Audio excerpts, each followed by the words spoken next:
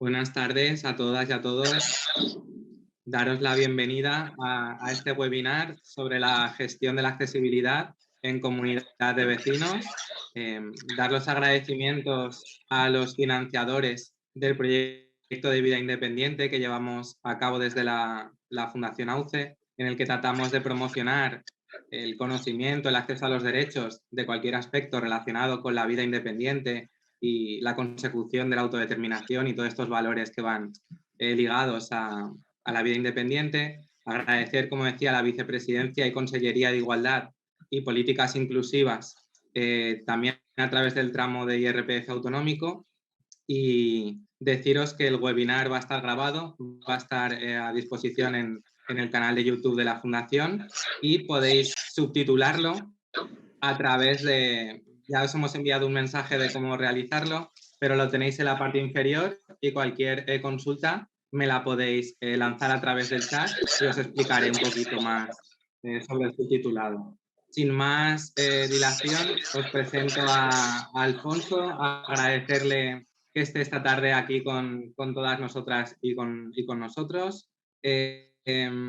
Alfonso Bruna es de formación arquitecto técnico e ingeniero de la edificación, con máster en marketing y dirección de empresas, y se ha especializado en estudiar la forma en las que las personas utilizan el espacio arquitectónico.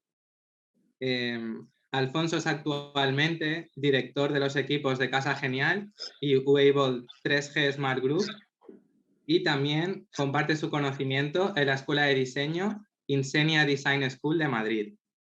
Alfonso nos comenta que su reto es esforzarse por crear espacios que puedan ser utilizados por el mayor número de personas posibles de manera autónoma, no discriminatoria y segura, sea cual sea su condición física, estado de salud, talla o edad. Bueno, Alfonso, te doy la palabra para que nos cuentes estas cuestiones tan interesantes. Muchas gracias, Carlos. Muchas gracias a la Fundación por haber contado con nosotros para compartir con vosotros nuestro conocimiento y nuestra experiencia. Y tengo una presentación que voy a hablar sobre la presentación.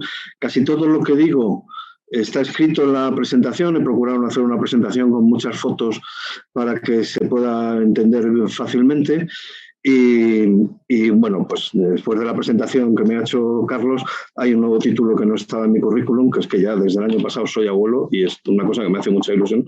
Y como en la presentación las cosas que hay que poner un poco lo que le definen a uno, esta es una de las cosas que a mí ya me están definiendo en mi formación.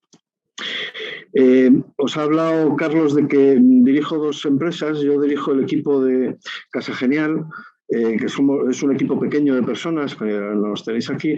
Desde Casa Genial nos dedicamos a hacer adaptación de espacios para personas con necesidades especiales, viviendas y comunidades de propietarios fundamentalmente, y estamos integrados en el equipo de 3G Smart Group, que es un equipo de arquitectura muy potente, con más de 150 arquitectos repartidos por todo el mundo, fundamentalmente en la península española, en Lisboa, Portugal, Lisboa, Madrid, Barcelona, País Vasco, y tenemos delegaciones en casi todos los países de Latinoamérica. O sea que desde la parte de Weable, que es la que está integrada en Smart Group, nos dedicamos a hacer temas más corporativos como hoteles, oficinas, centros de trabajo, etcétera. Y por eso aparecía como que tiene dos empresas. Bueno, pues en realidad es el mismo equipo, este equipo que tenéis aquí de personas, los que nos dedicamos a hacer dos partes de nuestro trabajo. Nosotros trabajamos, esto lo leemos todas las mañanas cuando llegamos a la oficina, trabajamos para integrar a las personas en el espacio. Nosotros somos los diseñadores del espacio, y como vais a ver que la discapacidad surge cuando una persona interactúa con el espacio, pues ya sabéis quiénes son los responsables de la discapacidad. Somos nosotros los que diseñamos el espacio, los que no lo hacemos suficientemente bien, y por eso aparece esa discapacidad. Esto es lo que insisto a todos mis colaboradores y a ese gran equipo de arquitectos con el que trabajo, para que los proyectos tengan en cuenta esa característica de las personas que van a utilizar el espacio, y además de hacer oficinas muy bonitas o hoteles muy bonitos, que luego además se puedan utilizar. Hoy vamos a hablar de la gestión en las comunidades de propietarios, que fue un poco el tema que me propuso AUCE cuando me dijeron, oye, a ver si nos puedes orientar un poco sobre este tema.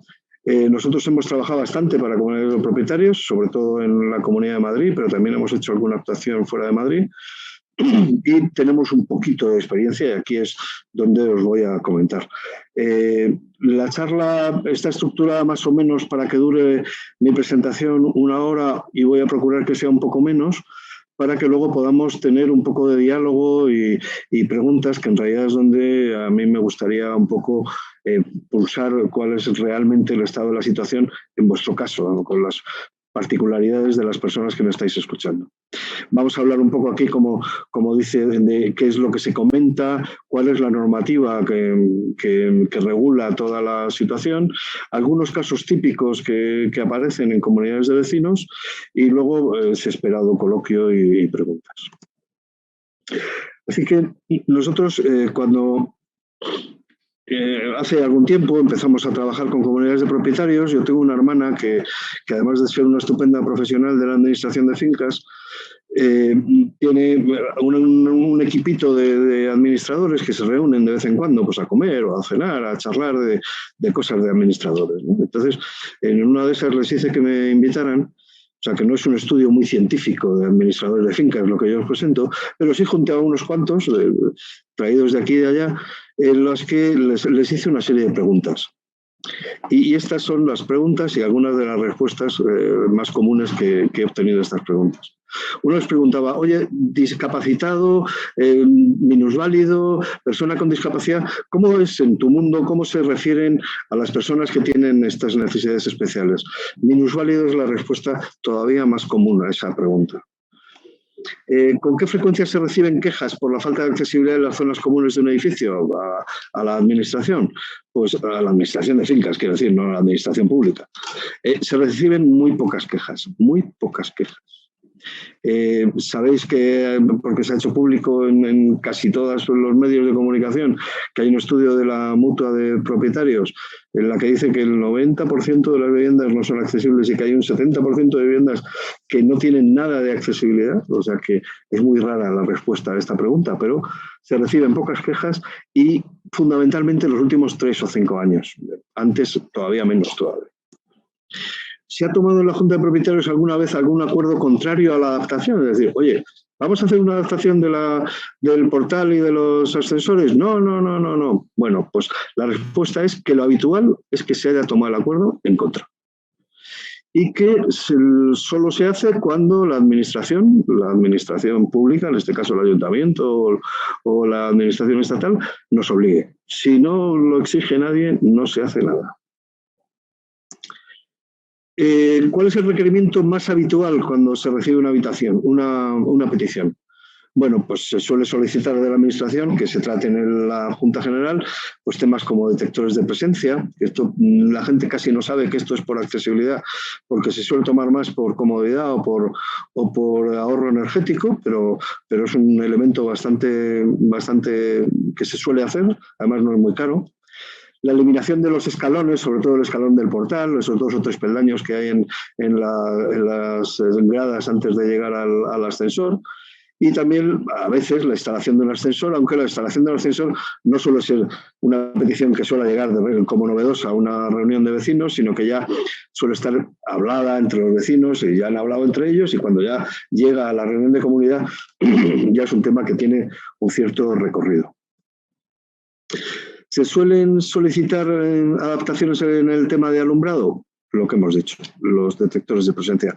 Casi nadie se preocupa por más temas de alumbrado. Casi nadie ha pensado jamás en la iluminación de emergencia en las escaleras y cosas de ese tipo. ¿Y cambios en la señalización? Me preguntaron, ¿qué? ¿Qué es eso?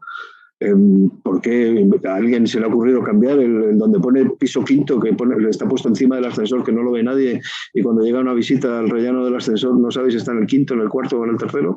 Bueno, pues a nadie se le ha ocurrido que eso se podía o que sería bueno hacerlo. Y en el sistema de comunicación, en el portero automático, por temas de accesibilidad nunca, se suele cambiar cuando ya está roto, cuando está viejo, o es que los de la comunidad al lado han puesto videoportero, les ha quedado muy chulo, vamos a poner nosotros uno también. Y cuestiones de resbaladicidad, lo mismo, me han preguntado, ¿resbaladicidad qué es eso? A veces en las comunidades en las que tienen piscina, cuando ya se ha roto una cadera algún vecino, entonces lo piden, pero tampoco es algo habitual. ¿Las ayudas económicas son un aliciente? ¿Son necesarias? Ahí están todos de acuerdo en que sí son un aliciente. Gracias a que hay ayudas económicas se habla mucho del tema. Es decir, oye, que han salido ayudas para esto, a ver si podríamos apoyarnos en las ayudas. O sea que es muy bueno que haya ayudas económicas. Si alguien de los que me escuchan son de los que mandan, que sigan haciéndolo, que las ayudas son muy eficaces. ¿Cuál es el proceso desde que se recibe una solicitud hasta que se desarrolla una solución? Bueno, hay que tener en cuenta que en una comunidad de vecinos la unidad de medida temporal es el año. Es decir, se hace una reunión al año, se toman unos acuerdos que hay un año para desarrollarlos y al cabo de ese año se vuelve a tener otra reunión en la que se dice por qué no se ha hecho lo que dijimos que íbamos a hacer. Entonces, el periodo de maduración de una adaptación de un edificio suele ser muy largo. ¿Es fácil encontrar especialistas que realicen este tipo de trabajos? No, lo realmente fácil es encontrar un albañil que suele hacerlo bastante económico. Casi nadie piensa que hay empresas especializadas en temas de accesibilidad. Y piensan que las empresas especializadas en temas de accesibilidad van a ser más caras porque tienen una infraestructura mayor y claro, si habiendo un albañil que tiene dos amigos que trabajan con él y le hacen las cosas muy baratas, pues total, para hacer una rampa tampoco debe ser tan complicado. ¿Son eficaces los cambios en la ley de propiedad horizontal? Esta es una pregunta muy de administrador, porque la ley de propiedad horizontal para los administradores es como la Santa Biblia, duermen con ella en la mesilla de noche. Entonces dicen que sí, que en este sentido ha sido importante los cambios que ha habido, que ahora vamos a ver cuando hable de la normativa, pero que lo que realmente está en la mente de los usuarios es que lo importante es tomar acuerdos por mayoría. Si el acuerdo se toma por mayoría, si la mayoría está de acuerdo en hacer una cosa, se hace, y si la mayoría no está de acuerdo en hacer una cosa, no se hace. Y eso parece que esa es la ley, lo que la gente entiende en su mente como que es la ley. No hay una sensibilidad, por otro lado, específica o especial para cumplir la normativa. Somos latinos, somos mediterráneos y esto es así. No, a un nórdico le dices que no puede ir a 120 kilómetros por hora por la autopista y no hace falta que se lo diga 2 veces, casi nunca lo va a ir más rápido. Pero nosotros siempre vamos un poquito en la línea entre el bien y el mal. Y hay muchas cosas, y esta es una de ellas, en las que si no te exigen cumplir la normativa, a lo mejor no la cumples. Si no pasa nada por no cumplir la normativa, si no hay una pena o una multa por no cumplir la normativa, a lo mejor lo habitual es no cumplirlo, y en este caso suele pasar. Vamos a ver qué dice la ley, cuáles en las leyes que regulan estos temas. Me voy a centrar en solo estos 4 aspectos. En España tenemos una normativa de accesibilidad puntera en el mundo. Tenemos una normativa de accesibilidad muy, muy buena. No tenemos, como he dicho hace 5 minutos, tradición de cumplirla. Pero la verdad es que tenemos unas normas formidables. Y aquí hay 4 que para mí son fundamentales. Entonces, la primera es la que llamamos la Ley de Derechos de las Personas con Discapacidad. A mí me gusta llamarla Ley de Derechos de las Personas. Si alguien tiene la presentación, pues verá que aquí están los enlaces a la normativa, por si acaso alguien lo quiere buscar. Luego tenemos la Ley 8/2013, que es la de Ley de Rehabilitación, Regeneración y Renovación Urbanas, que es la que los técnicos llamamos como la Ley de las 3 Rs, que es una ley también importante para lo que nos afecta. Toda la normativa sobre el informe de la evaluación de los edificios, que es una normativa del año 2013 que resultó ser anticonstitucional porque el Estado se metía en cosas que eran de las comunidades, y entonces luego cada comunidad ha hecho su ley. Entonces, cada comunidad tiene su ley particular sobre el informe de evaluación del edificio, pero lo que vamos a decir aquí prácticamente va a valer para todas. Desde luego, no sé si estamos hablando para público más de Valencia, más de Madrid o más de algún otro sitio de España, pero prácticamente en toda España hay en todas las comunidades autónomas una normativa sobre el informe de evaluación del edificio, informe del estado del edificio, que prácticamente son copias unas de las otras. Y luego finalmente tenemos el Código Técnico de la Edificación, que es el gran documento técnico que regula cómo tienen que ser los edificios en el Reino de España, que es un documento súper técnico, que está súper detallado y que ojalá cumpliéramos todo lo que en ese documento dice. Hay todo un apartado sobre accesibilidad, un documento que se llama Seguridad, Utilización y Accesibilidad, SUA, si habéis oído alguna vez hablar de él.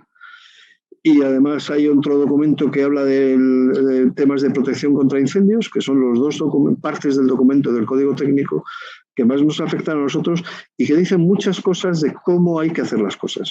Ahí, por ejemplo, se dice cómo hay que hacer una rampa para que la gente no se mate cuando baja por la rampa, o cómo hay que poner una barandilla para que la gente no salte por encima de la barandilla, y que la barandilla realmente te sujete cuando tú la puedas agarrar, cuando necesitas agarrarte. O sea, está casi todo regulado y está muy bien, muy claramente regulado.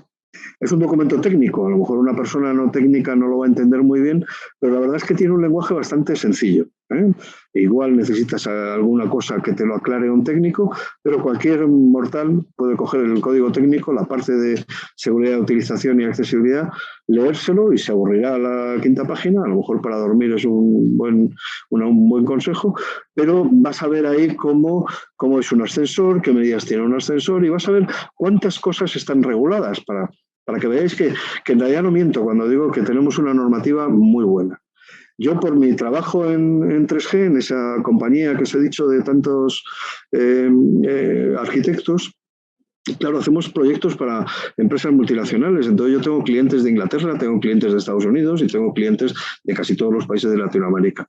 No domino la normativa española, no soy un experto en normativa española, mucho menos en todas las normativas que os acabo de decir, pero sí las conozco todas. Entonces sí que os puedo decir que el Código Técnico es un referente de normativa. En realidad yo creo que pasa un poco como la normativa de los informes de evaluación del edificio. Se van copiando unos de otros, entonces nosotros vemos lo que hacen los ingleses con su código de estándar de normativa británica y adaptamos nuestro código para que esté a ese nivel. Los americanos ven lo que hacen los españoles y adaptan su SADA a las nuestras. Nosotros adaptamos nuestra normativa a la de los americanos, y de manera que todo va fluyendo de una forma casi homogénea. Si hay algún técnico que me está escuchando, le invito a que se aprenda bien el Código Técnico español, porque con eso va a conocer prácticamente la base de casi toda la normativa internacional en accesibilidad.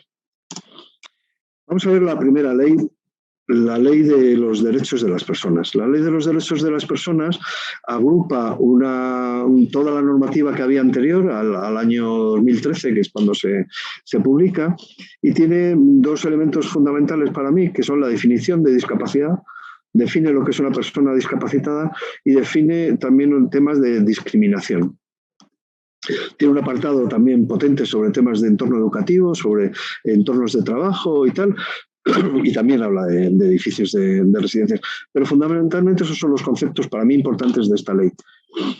Así, por ejemplo, en el artículo 2 define la discapacidad como una situación que resulta de la interacción entre las personas y cualquier tipo de barreras que limiten o impidan la participación plena y efectiva en la sociedad. Perdonadme porque lo haya leído literalmente, pero es que es fundamental el concepto. La discapacidad es una situación que se produce cuando las personas interactúan con el entorno.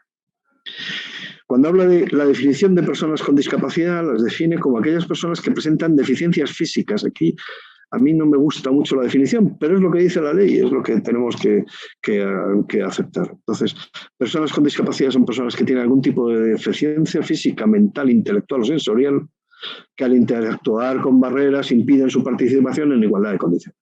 Entonces, ya sabemos lo que es discapacidad y ya sabemos lo que es una persona con discapacidad. Y habla de cuál es la discriminación. La discriminación directa es muy fácil de entender porque todos sabemos que si tú pones una puerta para blancos y otra puerta para negros, estás discriminando. Si tú pones un acceso para hombres y un acceso para mujeres, estás discriminando. Pero la discriminación indirecta es importante que la conozcáis porque es cuando una decisión unilateral o un criterio o una práctica, a lo mejor algo que se está haciendo durante mucho tiempo, ya sea en un entorno, producto o servicio aparentemente neutros, pueden ocasionar una desventaja particular a una persona. Si esta fuera una presentación de las que yo hago con muchas fotos bonitas, aquí aparecería la foto bonita de la entrada de la Junta Municipal de Vallecas de Madrid, donde hay un letrero de 70 por 40 que pone personas con discapacidad por la puerta trasera.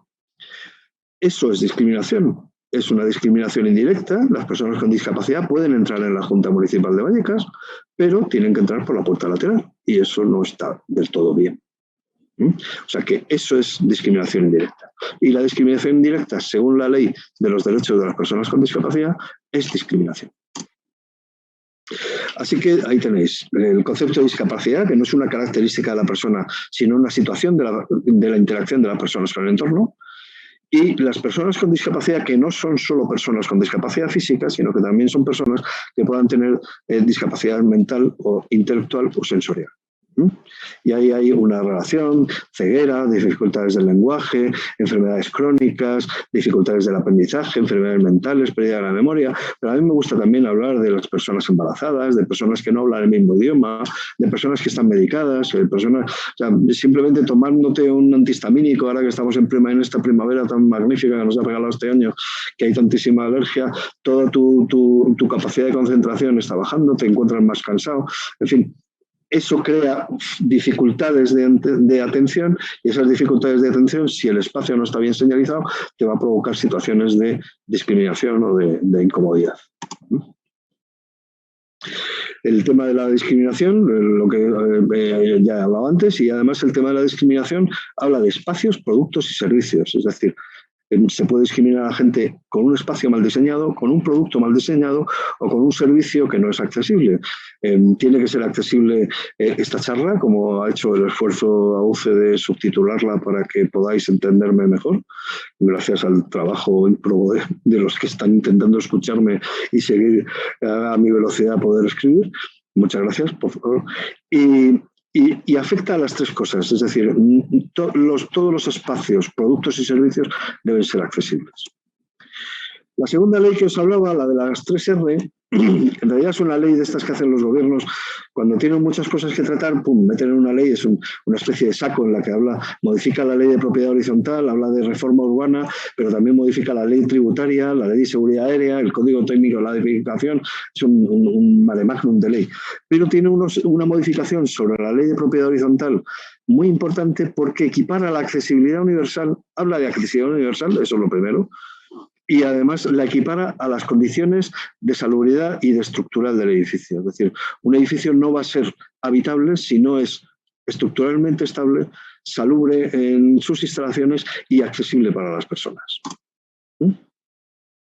Y también habla sobre las obligaciones de los propietarios. En esa modificación que hace de la ley de propiedad horizontal, entre las obligaciones de los propietarios está la de consentir y permitir en su inmueble las servidumbre imprescindibles requeridas para la realización de obras de accesibilidad, incluso la creación de servicios comunes que antes no existían. Es decir, que si hace falta hacer un ascensor, y para hacer el ascensor hay que quitar un trocito del salón, a lo mejor hay que quitarle un trozo del salón a todos los vecinos, porque los vecinos están obligados a permitir que eso se haga. Hasta ahí llega, ¿eh?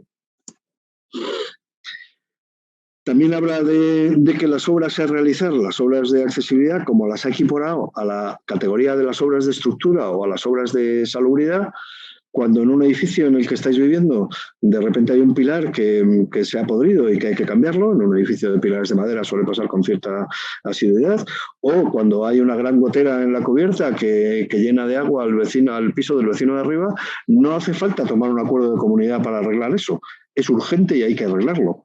Entonces, la ley establece que la obligación de la comunidad de vecinos es tomar las medidas necesarias para que eso no vaya a más y se arregle inmediatamente. Luego ya haremos el acuerdo de comunidad que haya falta. Pero no se puede tomar un acuerdo en contra de que ese pilar sea reparado o de que esa gotera sea reparada. Y cita como que no requerirán el acuerdo previo de la comunidad precisamente los trabajos y obras necesarias para la seguridad, habitabilidad y accesibilidad universal. y las obras que resulten necesarias para garantizar los ajustes razonables con el objeto de asegurar un uso adecuado de las necesidades de los elementos comunes y de las instalaciones de rampas, ascensores y otros dispositivos. O sea, la ley es bastante clara de qué es lo que es obligatorio hacer, haya o no haya acuerdo de comunidad. Fijaros que habla de las obras llevadas a cabo o acordadas, es decir, como si la obra es urgente hay que hacerla primero y luego ya hablaremos en la comunidad, o se puede acordar hacer la obra si hay tiempo suficiente. Y lo que os decía, que la accesibilidad universal tiene la misma categoría que las obras de estructura o habitabilidad. Luego en la documentación, el apartado que os decía del informe del estado de evaluación del edificio, del estado del edificio, según en qué comunidad se llama de una manera o de otra, da igual, como os decía, si estamos en Madrid, en Valencia o donde estemos, hace referencia a la accesibilidad y a la no discriminación y al funcionamiento del edificio.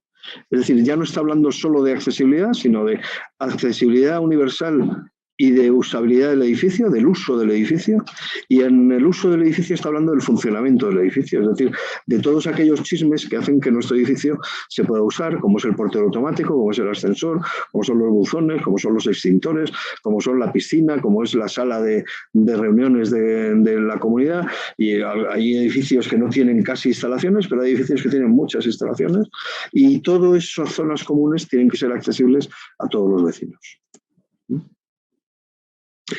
En el artículo 4 habla de que la evaluación de las condiciones básicas de edificabilidad, o sea, no he explicado porque he dado por hecho que se sabía, pero el informe de evaluación del estado del edificio hay que hacerlo periódicamente, cada 10 años o según qué comunidad, la edad del edificio hay que hacerlo cada menos, y tiene unas partes, una parte estructural, una parte de higiene, una parte de cubiertas, impermeabilización, cimientos y tal, y una parte de accesibilidad. En la parte de accesibilidad, el técnico, un técnico, ojalá que los técnicos que lo hacen fueran todos especialistas en accesibilidad, tiene que justificar que el edificio es accesible y si no lo es, ¿por qué no lo es? O cuáles son las medidas que hay que hacer para hacerlo.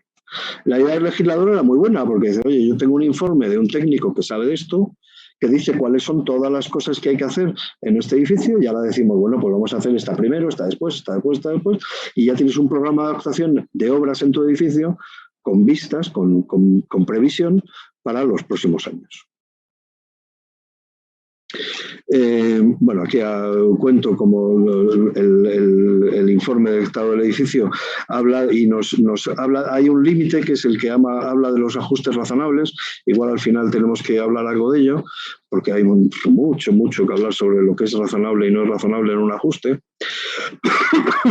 Pero en definitiva habla que solo no se puede hacer, vamos a ver, ¿qué es lo que no se puede hacer? Pues cuando algo es extraordinariamente costoso, cuando hay que modificar elementos protegidos en un edificio que esté protegido, que también esto tiene sus comillas, o cuando requiere una modificación estructural que puede poner en peligro la estabilidad del inmueble. Y en la segunda parte habla de esa parte de utilización del edificio que afecta, como se contaba, a las instalaciones. No me quiero pasar. Luego el código técnico, como os he contado en la presentación al principio, es el documento que recoge todas las condiciones de accesibilidad del edificio. Es un documento a mínimos, es decir, se puede hacer más, pero lo que sí es verdad es que un edificio que no cumple el código técnico no cumple la normativa. Los arquitectos me suelen decir, yo les suelo decir a los arquitectos, un arquitecto que cumple el código técnico es el peor de los proyectos posibles. Porque no se puede hacer peor, si se hace peor ya no cumple. O sea que si tú quieres hacer algo bien en accesibilidad, tienes que hacer algo que vaya a más de lo que dice el código técnico. Y si el código técnico te dice que una rampa tiene que tener el 10%, caramba, pues si la haces del 4, del 3 o del 2 o del 5%, será más cómodo, será más confortable y eso es sí la más. Pero desde luego no cumplir el código técnico es lo que no podemos hacer. El código técnico es obligatorio para todas las obras y también para las obras de reforma.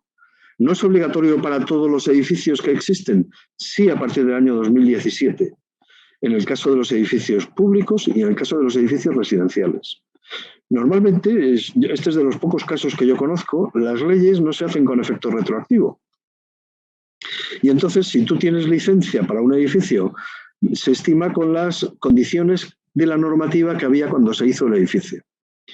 En temas de accesibilidad, como es un tema tan importante para la usabilidad del edificio, se aprobó en el año 2013 que a partir del año 2017 todos los edificios de viviendas y todos los edificios públicos tenían que cumplir el código técnico, aunque su edificación, su construcción o su licencia fuera anterior al año 2010.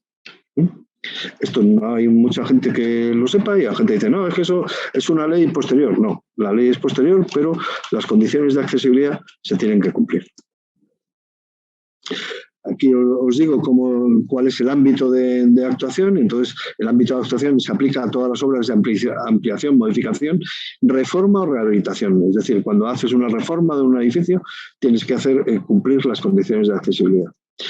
El Ayuntamiento de Madrid van incluso un poquito más allá y desde hace no mucho tiempo hay una instrucción, le llaman en el Ayuntamiento de Madrid, cuando hacen una especie de documento que aclara la aplicación de la normativa. En Madrid se llama la instrucción, me parece que es la 7, que establece que todas las licencias nuevas de obras se les aplique el Código Técnico de la Edificación.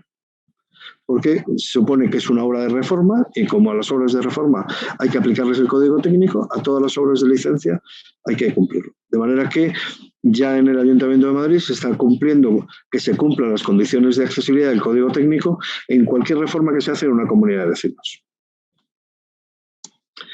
No sé en el caso de otros ayuntamientos, porque esto está muy... Entonces, como os decía, el resumen es que le he puesto en los mismos sitios donde antes puse las leyes, los conceptos claves que he sacado de ellas.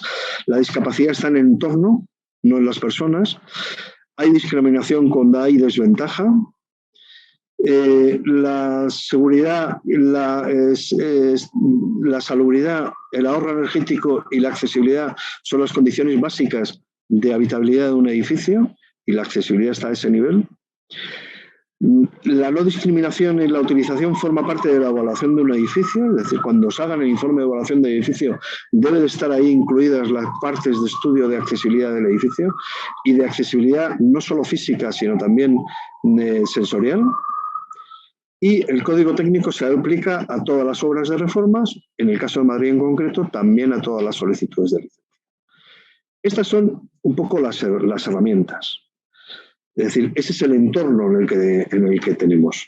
Esos son los derechos, la normativa a la que os podéis acoger cuando vayáis a plantear a una comunidad de vecinos, oye, hay que hacer esto.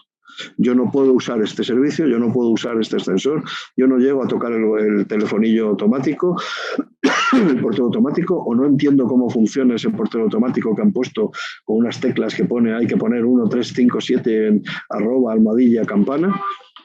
Y como no entiendo, pues hay que poner un elemento que yo pueda utilizar o las personas que vienen a mi vivienda puedan utilizar. Y ahora voy a exponeros algunas soluciones típicas. Están sacadas de un estudio de un centro que hay en la Comunidad Valenciana, el IBE, que tiene estudiadas, tipificadas, incluso valoradas las obras de adaptación más sencillas o más comunes en un edificio. Entonces, me he apoyado en ellas para hablar de ello, ¿no? Entonces, hay dos grupos. Un grupo hay ascensor, pero hay peldaños en la entrada. Entonces, ¿cómo vamos a cambiar los peldaños por una rampa? Que sería la primera acción que habría que intentar hacer. La rampa tiene que tener, eso lo tenéis que consultar con un técnico para que el técnico diseñe una rampa que cumpla las condiciones. Pero aquí hay algunas unidades de obra más o menos típicas.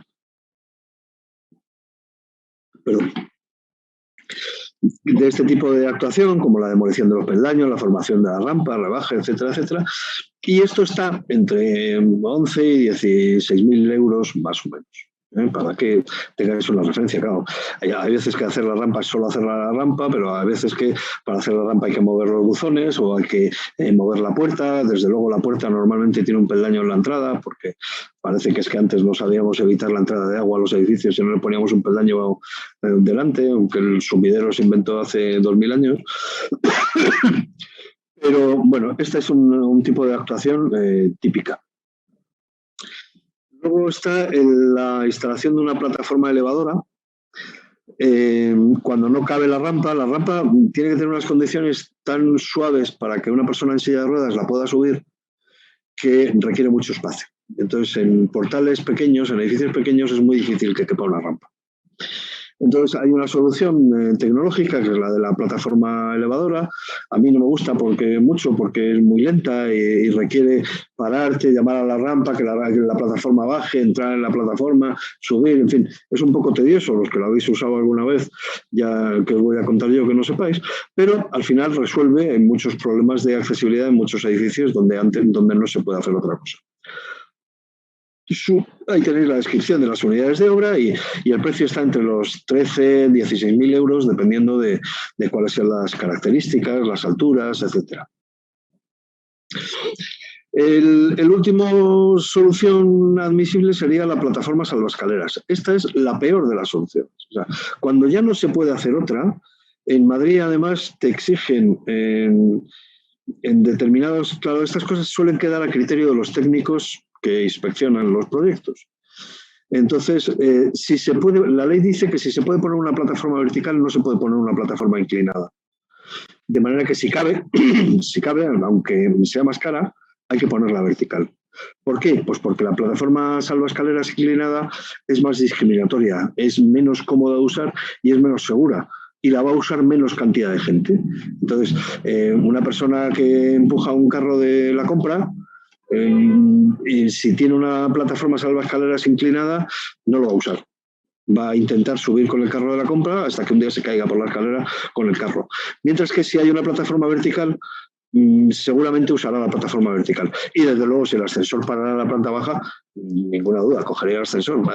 Nadie con el carro de la compra sube las escaleras con el carro, ¿vale? Luego, cuando no hay ascensor y hay que poner un ascensor, hay tres posibilidades.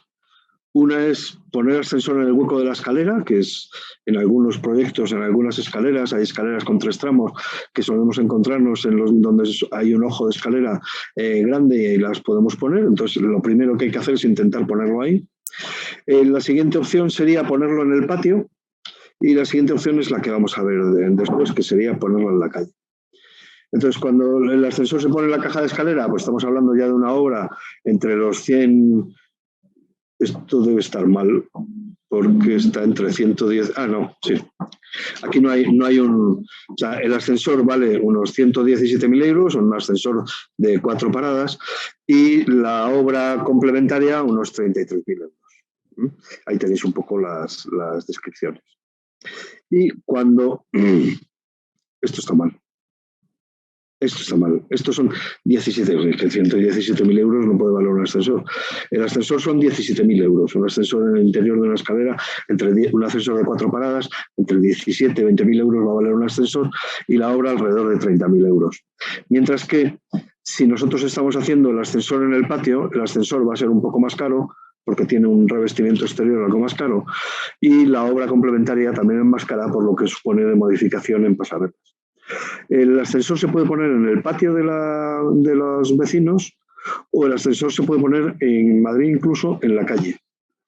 Es muy fácil cuando la casa tiene zonas ajardinadas porque es en zona privada y entonces no hay casi ninguna gestión extraordinaria que hacer, pero incluso no teniendo ese espacio, teniendo que ocupar plazas de aparcamiento, se puede hacer y en Madrid ya está lleno de ejemplos de estos. Antes tenía que decir, no, tienes que irte ahí al barrio de Moratalá, no, ahora ya hay muchos sitios donde se han puesto ascensores en la vía pública y se están dando accesibilidad a edificios que de otra manera no hubieran podido tener. Así que ya conocemos nuestros derechos, ya hemos visto un poco cuál es el estado del arte en la normativa, sabemos algunas soluciones técnicas que hay para esto. Como le decía antes de que os conectarais todos, hemos estado comentando, yo solo me he encontrado un edificio al que todavía no sé cómo darle accesibilidad, porque no se puede poner en la calle porque es una zona protegida de Madrid. No cabe en el patio, no cabe en la caja de escalera, entonces no lo he sabido resolver. Pero el resto de los problemas serán más o menos caros, será más o menos difícil llegar a un acuerdo de la comunidad, pero todos son posibles. Entonces, ¿vale? Conocemos nuestros derechos, ¿vale? Tenemos soluciones técnicas que ha venido alguien y nos ha dicho esto se puede hacer y se puede hacer esta solución. Y tenemos más o menos una idea de esto cuánto nos va a costar y lo voy a pagar yo, que soy el perjudicado, o lo pagamos entre todos los vecinos. Ya veremos luego quién lo paga, pero es una cantidad que se puede asumir. Pero ahora, esto es una comunidad de vecinos. Todos sabemos que hay cosas en las comunidades de vecinos que en reuniones de comunidades de vecinos en las que es muy difícil llegar a un acuerdo. Solo hay un consejo para eso, que es diplomacia. Aquí sí me he permitido en estas últimas hacer la típica presentación con la foto chula, porque es que no hay mucho que decir. O sea, todo en esta vida es negociación. Lo importante es que sepáis cuál es el entorno de vuestros derechos para que cuando vayáis a negociar con la comunidad sepáis cuáles son los límites. La normativa protege mucho a las personas que necesitan la adaptación. La normativa obliga a que la obra de adaptación se haga, pero la solución es que, vale, ¿cómo se hace esto? Bueno, pues hay que hacer un escrito pidiendo a la comunidad que se hagan las obras de adaptación. En ese escrito hay que presentar el carnet de identidad, el certificado de discapacidad y el certificado de empadronamiento para que se sepa que la persona con discapacidad vive en ese edificio, que no tiene por qué ser el propietario del piso. Y es bueno llevar un informe de la viabilidad técnica de la solución. Entonces, con eso consigues que haya una reunión de vecinos. En esa reunión de vecinos no vas a llevar un proyecto, porque un proyecto cuesta dinero y no vamos a empezar a gastar dinero. A mí me decís, oye, pues yo quiero un proyecto para hacer un ascensor en mi casa. Yo te digo, bueno, me tienes que pagar el proyecto. Entonces, igual no conviene gastar dinero, pero llevar una aproximación con cifras como las que os he dado, esos números gordos, a lo mejor es suficiente para tomar un acuerdo de comunidad o para tantear a la comunidad. Y entonces la comunidad puede decir que sí o que no. Si dice que sí, está todo bien. Vale, pues ya está, te vas a tu casa tan contento, tú vas a pagar tu cuota aparte y el resto de los vecinos cada uno la suya. Pero ¿y si dicen que no? Si dicen que no, te lo tienen que decir por escrito, te mandarán el acta de la reunión diciéndote que no van a adaptar el edificio a tus necesidades y entonces tú te vas con eso a un juzgado a pedir que defiendan tus derechos. Y estamos en España, ya sabemos cómo funcionan los juzgados. Entonces, el camino ese es muy lento, el camino ahí no tengo experiencia porque ninguno de mis clientes que han ido a un juzgado todavía han terminado de esa gestión. Entonces, no os puedo decir que eso tarda 5 años porque hay clientes que llevan 5 años discutiendo. No es bueno ir al juzgado contra tu vecino porque te lo vas a encontrar todos los días en la comunidad. Siempre hay que procurar buscar una solución que no sea ir al juzgado. Y a lo mejor la solución es buscar financiación, a lo mejor la solución es buscar ayudas oficiales, ayudas de una fundación que tiene medios para que ese edificio sea accesible, o que te toque la lotería y que lo pagues tú, o que lo paguéis entre los vecinos que estáis de acuerdo, aunque sea, pues qué gracia, ¿no? Ponemos el ascensor y resulta que los que no pagan también lo van a usar. Pues chico, pero si tú tienes ascensor y quieres ascensor, a lo mejor es eso lo que tienes que hacer. No hay una respuesta a esta pregunta de cómo yo consigo que mis vecinos, porque si supiéramos cómo vuestros vecinos os van a hacer caso para la adaptación de las obras de accesibilidad, seguramente no estaríais escuchando esta charla o reclamando esta ayuda. Eso es todo. He conseguido tener 10 minutos más para las preguntas y estoy a vuestra disposición. Si quieres, Carlos, si tienes alguna pregunta, pues me la haces o... Sí. Alfonso, agradecerte toda la información que has compartido con nosotros. Ha sido muy, muy ilustrativa del contexto general, ¿no?, que acompaña a la accesibilidad en la comunidad de vecinos. Y como estamos en familia, Alfonso, en el directo, aunque luego esta información ya hemos dicho que va a estar colgada en el canal de YouTube de la Fundación, tenemos a un par de personas conectadas que les voy a dar pie directamente a tanto a Ana como a Rosa, si alguna quiere participar de tú a tú contigo y lanzarte alguna consulta. No sé si me están recibiendo. Rosa, buenas tardes. Bueno. O igual no tienen ninguna pregunta, Alfonso. Vamos a... ¿Sí? Ahora sí. Rosa, ¿me recibes? Sí, sí, sí. Buenas tardes, Rosa. Buenas tardes. Hola, Rosa. ¿Tienes alguna consulta, alguna duda que Bueno, transmitirle a yo Alfonso? personalmente, entre comillas, he tenido suerte de que en la comunidad no he tenido problemas. Porque cuando dije de comprar un piso y que lo queríamos adaptado y tal, aún no habían hecho ni la cubierta. O sea que lo cogí que estaban haciendo los tramos de los pisos y tal. Y entonces ya se lo comentamos ¿cómo se llama?, al arquitecto y al aparejador y tal, y muy amablemente nos atendieron desde el primer momento y ya nos hicieron la vivienda y el acceso desde la calle hasta el piso completamente sin ningún problema de ningún problema de adaptabilidad, ¿no? Y ya te digo, entonces escogimos la planta baja y es directa desde la calle de esto, no tenemos escalones ni rampas, es completamente llano y no hay problema de...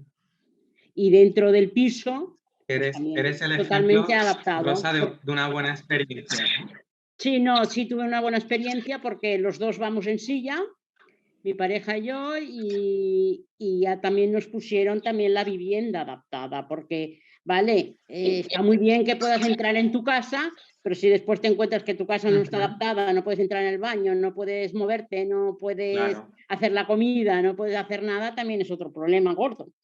Entonces, nosotros era todo, el conjunto, de que nos lo hicieron completamente y tuvimos varias reuniones para decidir alturas, anchuras, bueno, y se portaron muy bien, francamente, y sin costo alguno, o sea, era el mismo precio de que pagaban los demás vecinos por el piso.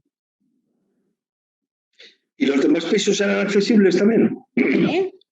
¿Los demás pisos también son accesibles? Bueno, no, creo que no. Creo que no, porque a nosotros nos hicieron un baño en vez de dos, un baño grande en vez de dos pequeños. No, me refiero a las zonas comunes. Es decir, a las partes comunes, una escalera sí que es accesible, que es la que vivo yo, que tenemos el ascensor al lado de la vivienda, pero la otra escalera no, tiene 8 escalones para llegar al ascensor.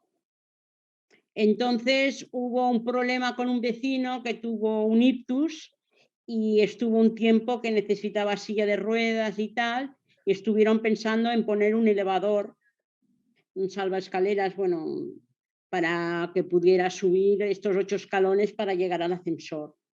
Pero tardaron tanto, no se ponían de acuerdo, la casa de la adaptación y tal, perdimos mucho dinero porque dimos una paga y señal, después no se hizo, bueno, no sé, fatal, y el hombre se recuperó y ahora sube las 8 escalones a pie, como puede, agarrado de la barandilla y una muleta, y sube. Y ya no necesita silla de ruedas. Las dos contrapartes con Rosa, ¿no? Un trabajo bien desde el origen y luego el caos, ¿no? Que acompaña muchas veces estas situaciones de imprevisto, ¿no? Casi que se actúa con premura, ¿no? No sé si Dime, Alfonso. No, yo, o sea, lo que siempre es aconsejable, que no se suele hacer, es consultar con un profesional de la accesibilidad. Que el profesional de la accesibilidad, no con una empresa que hace ascensores, el profesional de accesibilidad te haga un análisis de la situación y te diga cuál es la solución. Es como ir al médico antes que al cirujano. Los cirujanos no tienen despacho a puerta de calle. Nadie va directamente al cirujano. Primero vas al médico, el médico te hace un estudio, te dice qué es lo que tienes que hacer y te dice cuál es la solución. Yo no voy a tirar piedras contra las empresas que instalan elevadores, pero claro, si tú instalas elevadores, tu solución es un elevador. Y a lo mejor la solución es modificar la parada del ascensor. Entonces... En este caso no se podía porque coincidía con la altura del parking. Ya. Entonces lo hicieron elevado para poner la caja del ascensor, como dijéramos. Ya.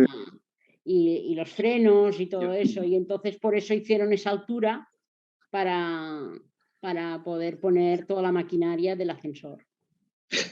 Desde luego en un edificio moderno eso sería inconcebible. O sea, es un piso de 32 años. Claro, es un bloque de 32 años. La mayoría de los edificios que tienen 6 peldaños, o 8 peldaños en tu caso, o algo así, en el portal normalmente es porque no han hecho el foso del ascensor debajo. Claro, no lo han hecho. Entonces, casi siempre, hoy en día, antes un foso de ascensor era 1 metro, por eso son los 6 peldaños. Porque ahí había unos muelles, había unos sistemas de seguridad, etcétera, etcétera. Hoy en día hay ascensores que ya no requieren tanto foso, es decir, hay ascensores incluso que con un foso de 30 centímetros funcionan. Pasa como con el casetón de la cubierta. Normalmente los ascensores tenían un piso más, porque arriba estaban las poleas, los motores, todo ese tipo de cosas. Hoy en día los ascensores tienen la maquinaria dentro del hueco y si en el último piso tienes 2,70, me parece que es la medida, pues ya no tienes ni que poner casetón. O sea, la tecnología ha avanzado bastante y ahora hay soluciones tecnológicas para que el ascensor llegue a nivel. Esta sin duda es la mejor solución. Es decir, el propio código técnico te dice que lo primero que hay que hacer es intentar acceder a nivel. Porque eso hace que, claro, si tú pones una plataforma y un ascensor, ya tienes 2 chismes que se van a romper y que además requieren un mantenimiento. O sea que la mejor solución es intentar bajar el ascensor al suelo. Pero eso te lo dice un técnico cuando le haces la consulta.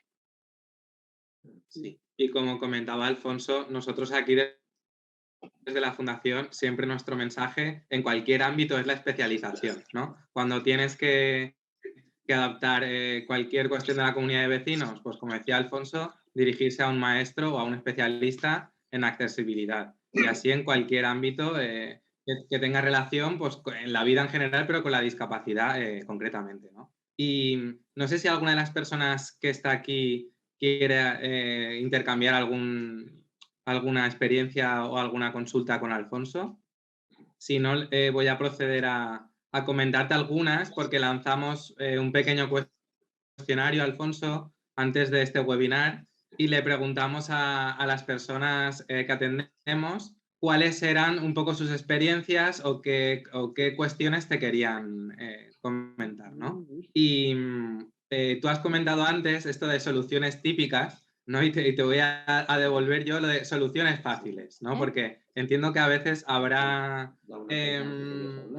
algunas que requieran realmente un jaleo, ¿no? Realmente una elaboración, un diseño, una obra grande, pero hay otras cuestiones más de la accesibilidad que pueden ser con pequeñas adaptaciones o con pequeñas cuestiones que tengan una buena devolución en el día a día de las personas, ¿no? Y una de las consultas que nos lanzaba una persona era que se encontraba con la realidad de que vivía en una planta elevada del edificio y que en muchas ocasiones la puerta del ascensor se le queda abierta. Entonces no le llega ni a la parte baja ni a la parte de su vivienda. Y esta persona sí que tiene cierta movilidad, que puede deambular con sus 2 piernas, pero claro, le supone un esfuerzo tremendo tener que subir desde la planta baja hasta su vivienda. ¿Qué cuestiones o qué elementos conocemos que pudieran mejorar esta situación?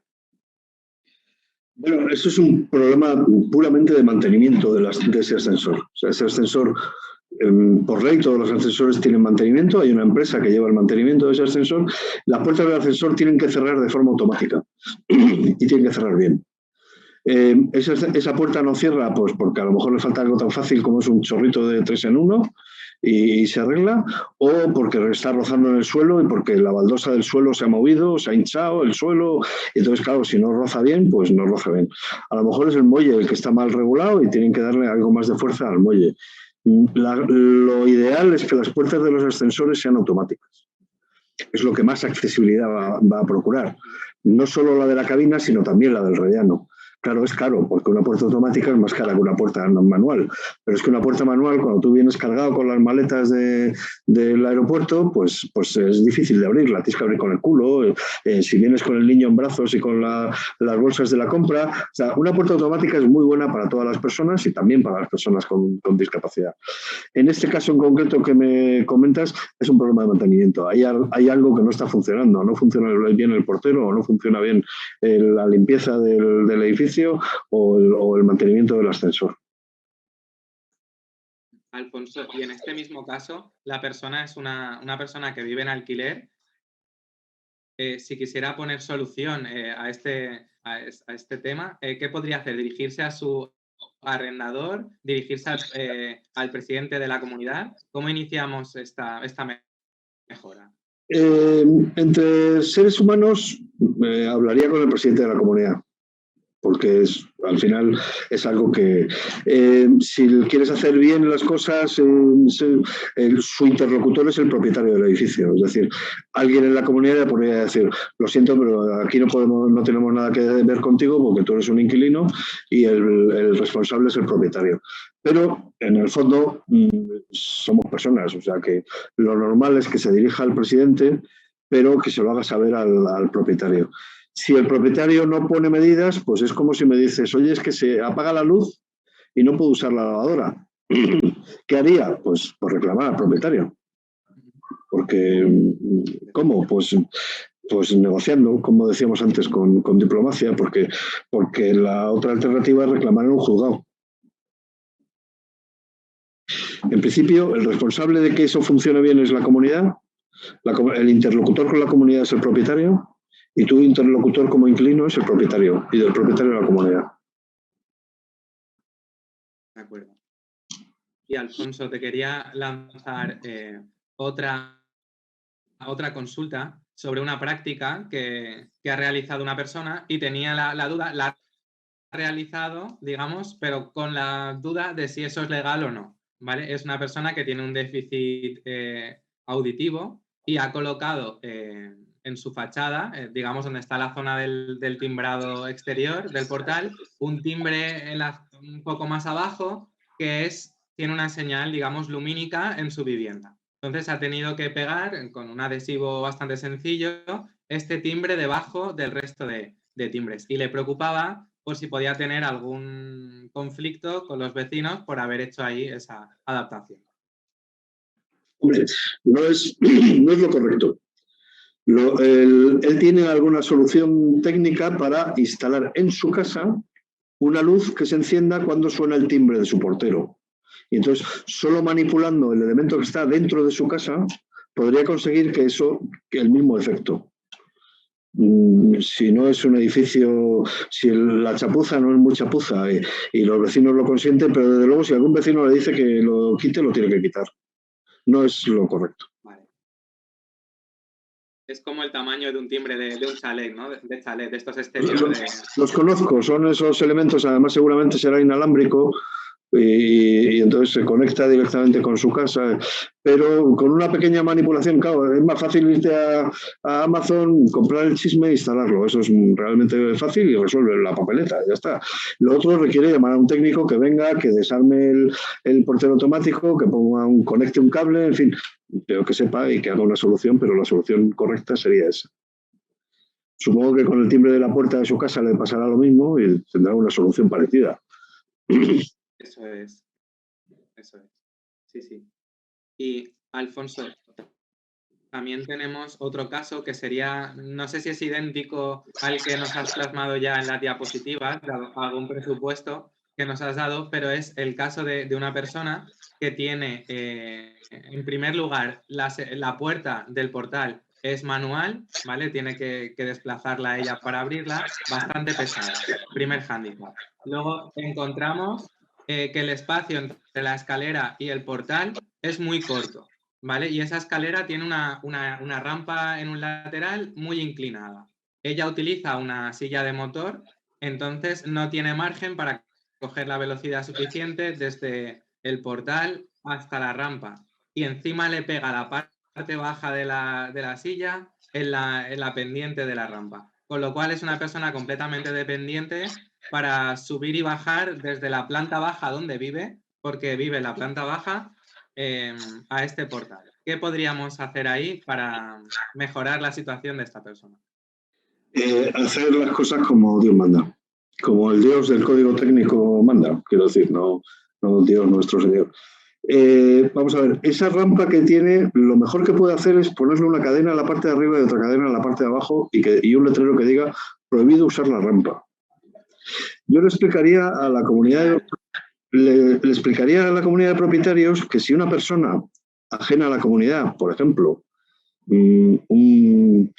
cualquier extraño que entre en el edificio y que venga a visitar o a pedir limosna a uno de los pisos, si utiliza esa rampa, se cae y se rompe una cadera, se va primero al médico y después a la comisaría de policía a poner una denuncia y le va a caer a esa comunidad de vecinos una reclamación muy importante. Va a tener que pagar la intervención médica, va a tener que pagar la baja temporal que haya tenido de su trabajo. O sea, estamos hablando de un problema bastante serio, bastante más serio de lo que... No estamos en un país... Esto lo vemos en las películas de americanos porque en Estados Unidos está muy establecido la reclamación. Y no tenemos una tradición, afortunadamente o por desgracia, no lo sé, en España para reclamar nuestros derechos. Pero eso es un elemento, una imprudencia por parte de los propietarios de ese edificio, de ella misma, una imprudencia muy importante. Están corriendo un peligro real de que alguien sufra un accidente por utilizar una rampa que no se puede utilizar. Porque si me dices que una silla motorizada no puede subir la rampa, ya me estoy imaginando cómo es esa rampa. Y eso es un peligro. O sea, eso lo primero que hay que hacer es no usarlo. Ahora, si ella no puede abrir la puerta del portal porque el muelle es muy fuerte, esa puerta hay que motorizarla. ¿Cuesta dinero? Sí, cuesta dinero, pero es mucho más cómodo. Es posible poner una puerta de portal corredera automática, que tampoco son tan caras, como la tienen en el banco o en la mercería de la esquina. Es decir, la puerta de corredera antes era un elemento de lujo y parece que es que las puertas de los portales tienen que ser unas puertas de forja, de hierro, como para que allí no vaya a entrar nadie. Vamos a ver, si un caco quiere entrar por una puerta de un portal, va a entrar, aunque sea de hierro y de forja, ¿no? Con una puerta cristalada, es que puede entrar cualquiera, no va a entrar cualquiera, van a entrar solamente los malos, pero es que los malos van a entrar de todas maneras, o sea que, y va a ser un elemento muy cómodo para todos los vecinos. Vuelvo a insistir en el de la maleta, en la embarazada, en el del carro de la compra, para poner ejemplos que no se personalicen en la persona de la silla de ruedas, porque esa puerta automatizada es mucho más cómoda y más segura para todo el mundo. Porque si tú no tienes que dejar al niño en el suelo y los paquetes en el suelo para abrir el bolso, sacar las llaves y empujar la puerta con una fuerza de Sansón, va a ser mucho más cómodo para ti y más seguro que si tienes que hacer toda esa operación. Entonces, ese edificio hay que hacer un estudio.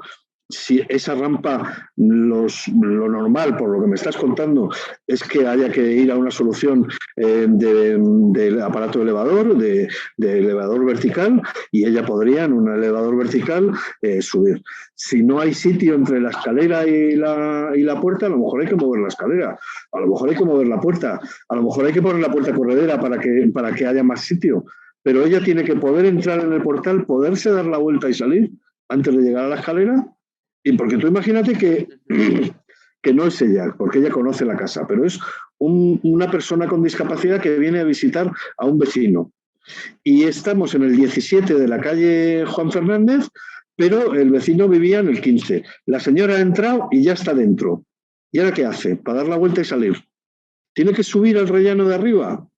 Ah, no, es que es un elevador que tiene una llave y entonces ella no tiene la llave porque no es vecina y entonces no tiene llave porque no sé por qué los elevadores los ponemos con llave, porque, claro, pues, no sé, para que no lo use la gente, porque en realidad un elevador se pone si no tiene llave el ascensor, ¿por qué tiene llave el elevador? El elevador lo tiene que poder usar todo el mundo. O sea, hay situaciones en las que de repente creas una situación de peligro sin ninguna necesidad, ¿no? Entonces, esa persona de repente se va a encontrar encerrada en un sitio donde no va a poder salir. Eso no está funcionando bien. Desde luego.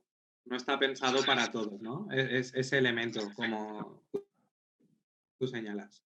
Es que tenemos que tener claro que los edificios tienen que ser seguros y fáciles de utilizar. Ese es el concepto. O sea, no podemos hacer que un edificio no sea seguro. Los edificios se queman. Hay incendios en los edificios. De repente hay un incendio en el local comercial y se llena el edificio de humo. Y eso hay que tenerlo previsto. Dice, es que aquí eso no ha pasado nunca. Claro, no hay. Pregúntale a los de la calle Castelló, a los vecinos de la calle Castelló de Madrid, que se les ha caído el edificio la semana pasada. No se les había caído en 118 años. Claro, nunca había pasado eso, pero es que esas cosas pasan. Perdona, te he interrumpido. No, tranquilo.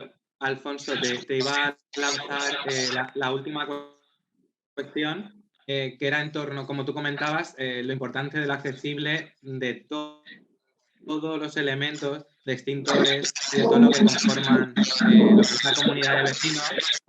Y teníamos una cuestión en torno al acceso al garaje, porque esta persona se encuentra con 2 puertas anguladas y, bueno, su familiar que tiene osteogénesis imperfecta no puede acceder al garaje correctamente con la silla con estas 2 puertas. Esta realidad no te la puedo escribir también porque no estaba allí presencialmente, pero tú seguro que la visualizas mejor que yo, lo de las puertas anguladas. Sí, vamos a ver. Todos los espacios de una comunidad de vecinos tienen que ser accesibles para todos los propietarios del edificio, los usuarios y sus visitantes. Entonces, el acceso al garaje tiene que ser accesible para todas las personas. Si hay un acceso peatonal con una puerta en ángulo o hay 2 puertas formando 90 grados, de manera que si abro una puerta ya no puedo abrir la otra, o tengo que sujetar una puerta para poder abrir la otra, que son situaciones que se suelen dar, eso no está funcionando bien, es como lo que estábamos diciendo antes. O sea, si hay una puerta, tengo que poder abrir la puerta, pasar al espacio, que la puerta se cierre y accionar la siguiente puerta, porque claro, yo tengo que manejar mi silla y además las puertas. Una persona que en silla de ruedas, una vez que ha soltado para poder abrir la puerta, tiene que soltar las manos de la silla. Entonces, si tiene que sujetar la otra puerta y abrir otra puerta, no le quedan manos para moverse. De manera que eso, no, como lo de antes, no está funcionando bien. Hay que hacer una modificación, evidentemente hay que hacer una modificación. ¿La modificación no va a ser fácil? Claro que no va a ser fácil, pero si hay 2 puertas en ángulo que no se pueden utilizar, hay que mover las puertas. Es que no hay sitio, seguro que hay sitio. Mire usted, seguro que hay sitio. Es que a lo mejor hay que perder una plaza de aparcamiento, es que a lo mejor hay que perder una plaza de aparcamiento. Es que a lo mejor cuando se hizo este aparcamiento, se hizo con una plaza más y ahora no se puede utilizar. Entonces, a lo mejor hay que perder una plaza de aparcamiento. A lo mejor hay que hacer el paso de coches más estrecho, porque a lo mejor se puede hacer el paso de coches más estrecho. Siempre hay una solución. Como os he dicho antes, no me he encontrado nunca ningún edificio en el que no haya una solución técnica posible. Y claro, si ningún vecino quiere perder su plaza de aparcamiento y no establecemos un sorteo para ver a quién se le quita la plaza y hacerlo entre todos, pues estamos en un edificio que no es seguro, que no se puede utilizar bien. Y que un día, claro, esta señora está pensando, esta consulta que me haces, está pensando en que no puede entrar, que se imagine que tiene que salir corriendo. O sea, imagínate que hay que evacuar ese garaje y que hay personas que tienen que salir corriendo. Eso hay que tenerlo previsto. Yo soy muy pesado con el tema de la seguridad en el caso de incendio, porque veo cada vez que hay una noticia que hay mucha gente en riesgo, que hay mucha gente que no va a poder ser evacuada. Entonces, si hay una persona en el 3er piso y no puede salir de su casa, le estamos condenando a que se muera. Y eso no puede ser. Esa situación no se puede admitir. Lo mismo pasa con el garaje. El garaje es un elemento, un sitio, realmente es un foco de peligro en un edificio y hay que tenerlo previsto. Y está en la normativa, ¿eh? O sea, estoy seguro que si coges el código técnico y lo aplicas a esta situación que me estás diciendo, lo cumple. Desde luego.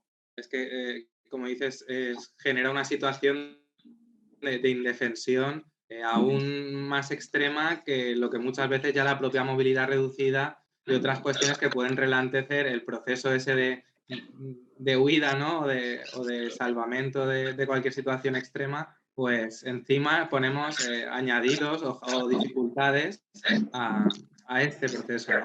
Yo, por mi parte, Alfonso, comentar que tanto mi compañera Belén como yo pueden consultarnos sobre las posibles ayudas que pueda haber en sus comunidades autónomas, porque intentamos estar actualizados, de bucear en los organismos de vivienda, habitaje y todo esto que hay en las diferentes administraciones públicas. Y sobre todo, esto suele ser adaptaciones de interiores, pero también hay ayudas de comunidades. Y bueno, que cualquier consulta concreta se pueden dirigir a nosotros a través de los correos corporativos que tienen a su alcance en la página web y en el día a día que reciben nuestros mails. Y Alfonso, darte a ti pie para que nos hagas un cierre de sesión. Bueno, nada, pues muchas gracias por vuestro interés y vuestro tiempo. Mi consejo, claro, yo me dedico a esto, entonces, ¿qué voy a decir? Mi consejo es siempre recurrir a un profesional de la accesibilidad. Un profesional de la accesibilidad, yo, por ejemplo, soy una persona muy generalista, me dedico solo a accesibilidad y no soy una persona que instala ascensores o que instale equipos de comunicación en portales, sino que hago obras genéricas. Cualquier compañero mío, cualquier compañero no de mi empresa, sino de otras empresas como la mía, sería el primer punto donde deberíais de acudir a hacer la primera consulta, porque os va a orientar. Claro, digo, si tú vas a una persona que vende buzones, pues probablemente te vaya a resolver los problemas de accesibilidad instalando buzones. Y si lo que vas es al ascensorista, pues va a vender ascensores. Hay veces mira, el otro día estuve viendo, esta semana pasada, en Barajas, un edificio, me llamaban de un portal para resolver un problema de accesibilidad. El portal formaba parte de un conjunto y enfrente había otro edificio exactamente igual que el de ellos. La solución ideal era montar un equipo de ascensores en el centro del patio común, y dar acceso a 34 vecinos, cuando a mí solo me habían llamado 12. Entonces, claro, una empresa de ascensores probablemente iría a instalar ascensores para cada 12 vecinos, cuando en realidad la solución se puede hacer con un solo grupo de ascensores para los 34. Es más difícil esa gestión, es más difícil poner de acuerdo a 34 que a 12, pero desde luego es mucho más fácil. O sea, mi consejo es, por favor, siempre recurrir a un profesional. Y ahí las asociaciones tenéis mucho que hacer porque generalmente van a vosotros primero, así que derivarlos a profesionales para que por lo menos hagan un estudio. Nada más, muchísimas gracias. Gracias. Bueno, un saludo a todos. Hasta otra. Hasta pronto.